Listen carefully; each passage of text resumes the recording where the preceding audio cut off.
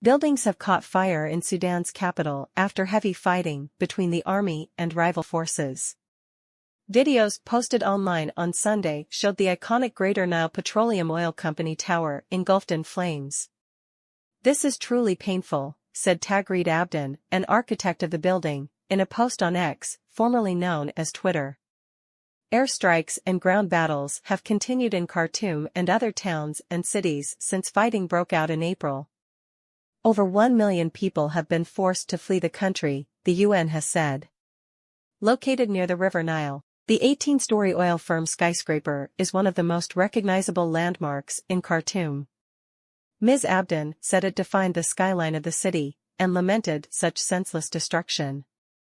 It is not yet clear what caused the building's cone-like structure, which has a glass facade, to catch fire. There have been no reports of injuries or deaths.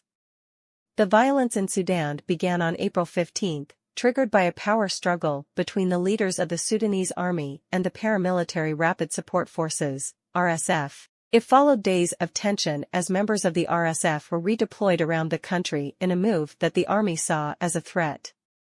The Sudan War Monitor, which provides analysis of the conflict, said the RSF had attacked areas controlled by the army on Saturday, including an office block at the Justice Ministry.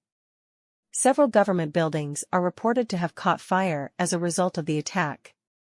Attacks on army premises continued into Sunday, witnesses told AFP news agency. Residents in a southern district of the city where the army was targeting RSF bases told AFP they heard huge bangs as they woke up.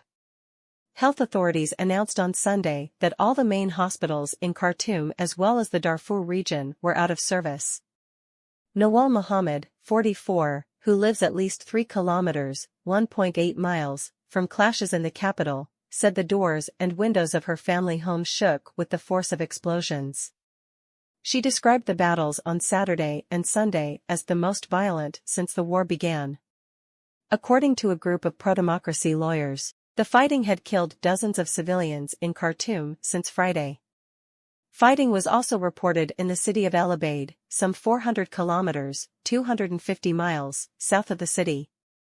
The RSF has been fighting to take control of the capital, and the military's airstrikes have been aimed at weakening RSF positions. The conflict has killed around 7,500 people and displaced more than 5 million.